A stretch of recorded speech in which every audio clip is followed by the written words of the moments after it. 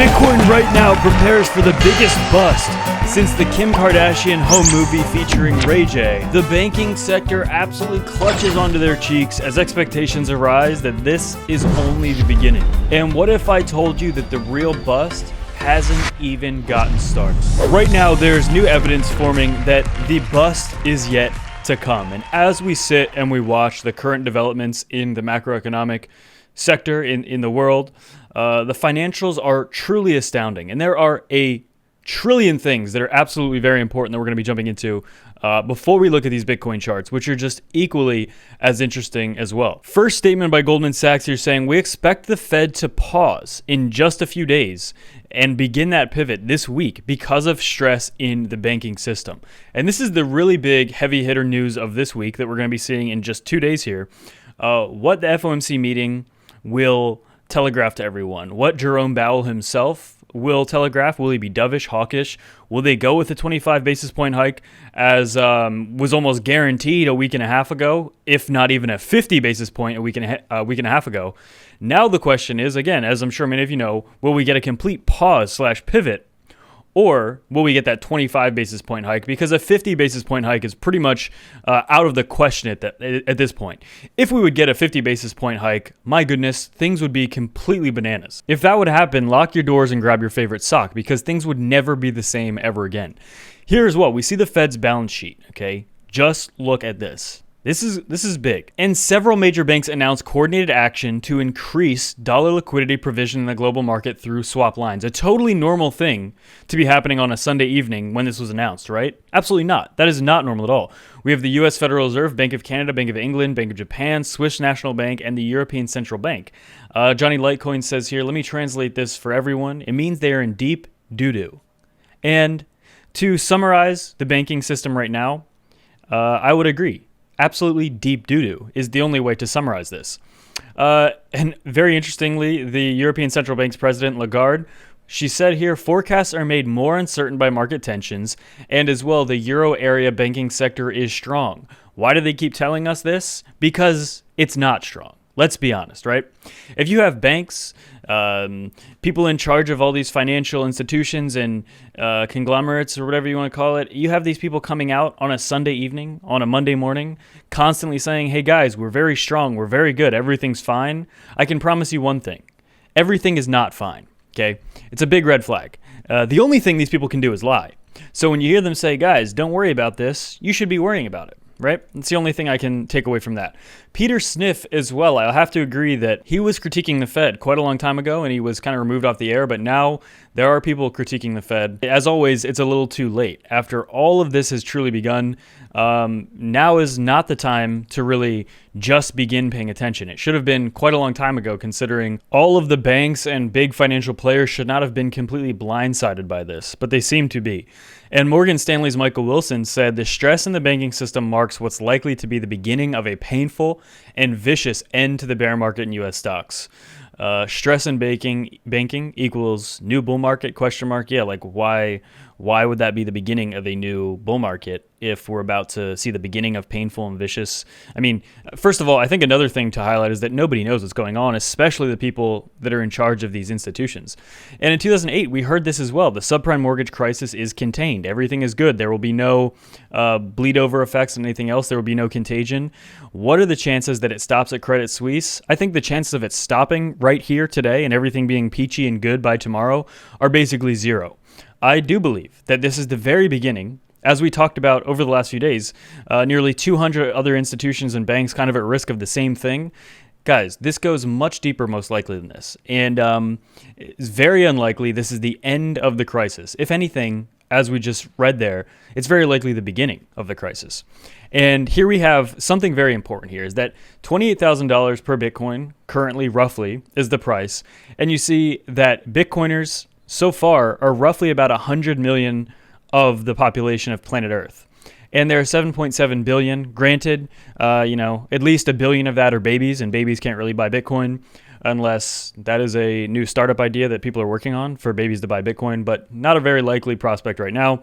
So basically, this is to just highlight that there is not enough Bitcoin for everyone, okay? And if people really start piling in, as we've even seen just over the last week, because there's a lot of data showing that the majority of this pump has been in spot, and it's been coming from retail, not institutions, not the big boys with a lot of money. It looks as though a lot of this, if not all of this movement to the upside, is organic retail investors, everyday investors.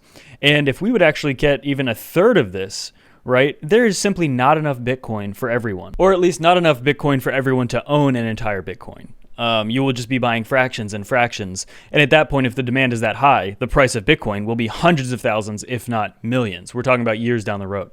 And as well, the 3-day super trend flashes green, plus a 3-day MACD crosses bullish, according to Matthew Hyland here on Twitter. Very big here.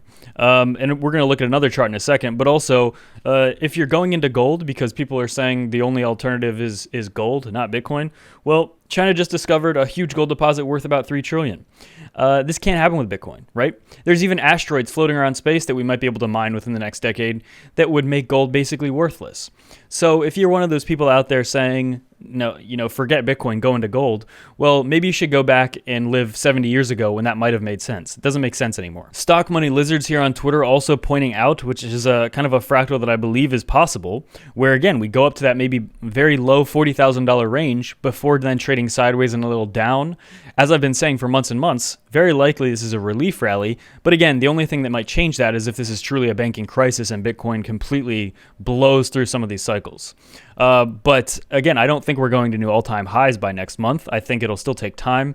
We have the halving coming in roughly a year or so, and after which point a massive pumpulation becomes very possible.